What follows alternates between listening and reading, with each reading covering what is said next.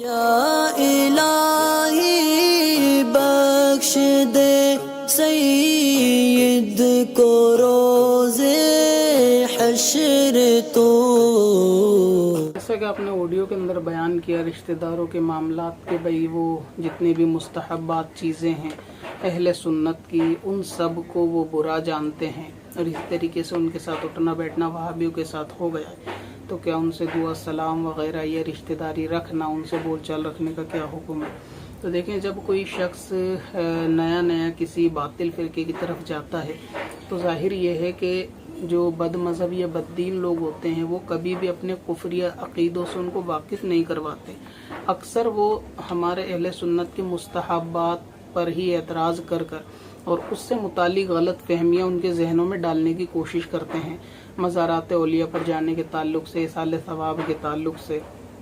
اسی طرح نظر و نیاز کے تعلق سے وہ لوگوں کو بدظن کرتے ہیں، اور کوئی بھی شخص جو کہ اس طریقے کے معاملات جیسے آپ نے سوال میں بیان کیے، نیاز فاتحہ پر اعتراض کرے یا ایصال ثواب کو لے کر مزارات اولیاء جتنے مستحبات ہیں، میلاد وغیرہ کو نہ مانے، ان سب چیزوں کے اگر کوئی شخص فالو نہیں کرتا تو بھی وہ فوری طور سے کافر شخص نہیں ہوگا، نہ ہی اس پہ کوئی کفر کا حکم ہوگا۔ تو ایسا نہیں کرنا چاہیے، جیسے آج کل مشہور بھی ہو گیا کہ اگر کسی کے بارے میں خبر چلتی ہے پتہ کہ بھئی وہ شخص وہابی ہو گیا یا ان کی طرف زیادہ اس کا رجحان ہے، تو لوگ اس کا فوری طور سے بائیکاٹ کرنا شروع کر دیتے ہیں۔ کچھ ایسے ہوتے ہیں اپنے معاشرے میں بھی علامہ کہ جو پھر اس کی برائی کرنا، اس کو وہابی ہونے کا ٹھپا لگا دینا، دوسروں سے بول چال کے لیے منع کر دینے کا جو ہے وہ حکم جاری کر دیتے ہیں۔ تو ایسا بھی نہیں کرنا چاہیے، یعنی فوری طور سے کوئی شخص اگر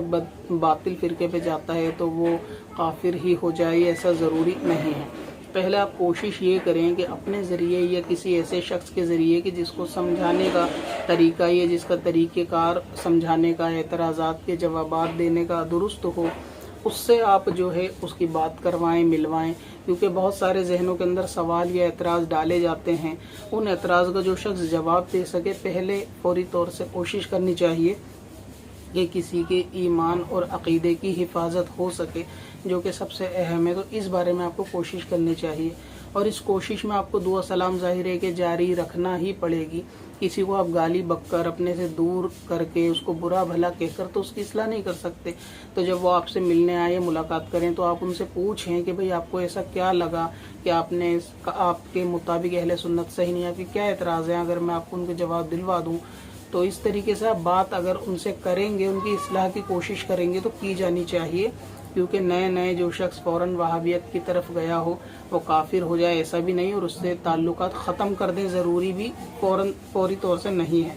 تو اگر کسی کی حفاظت ہو جائے ایمان کی تو بہت اچھا ہے، آپ انہیں سمجھائیں، کسی دوسرے عالم کے بلوا کر یا دوسرے عالم پر لے جا کر سمجھائیں، ان کے اعتراض کو سنیں، علماء کے پاس ان کے پھر جواب ان کو لا کے دیں کہ ان کے یہ اعتراض ہے، اس کا کیا جواب ہے۔ ہو سکتا ہے اس کی بات سمجھ میں آ جائے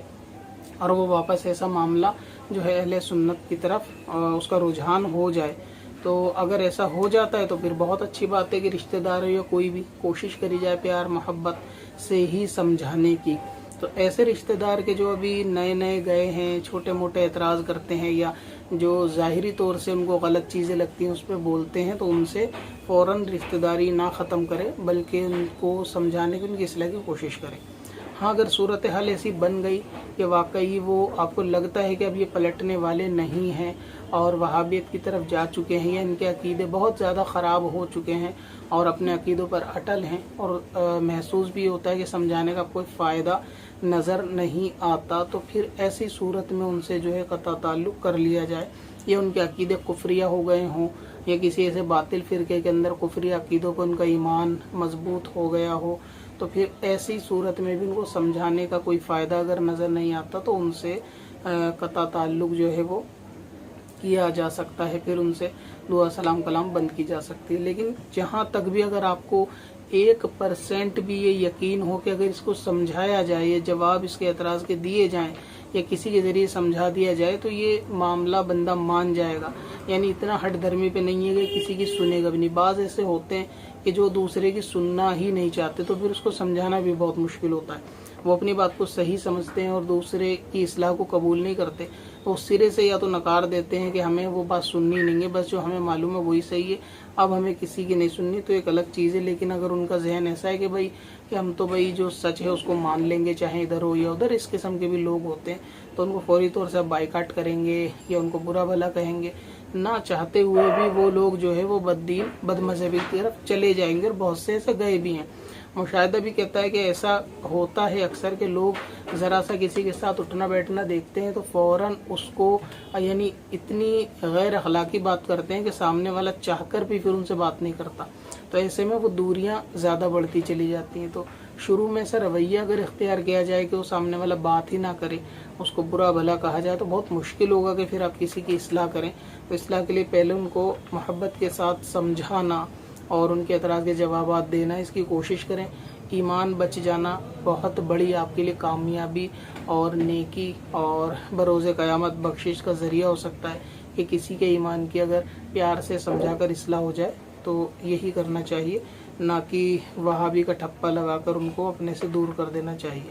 और सूरत नज़र नहीं आती तो मैंने बता दिया, फिर एक अलग चीज़ है, वरना कोशिश कर अगर कोई हो जाए, सही रास्ते पर आ जाए तो बहुत अच्छा है। कब से अपनी खताओं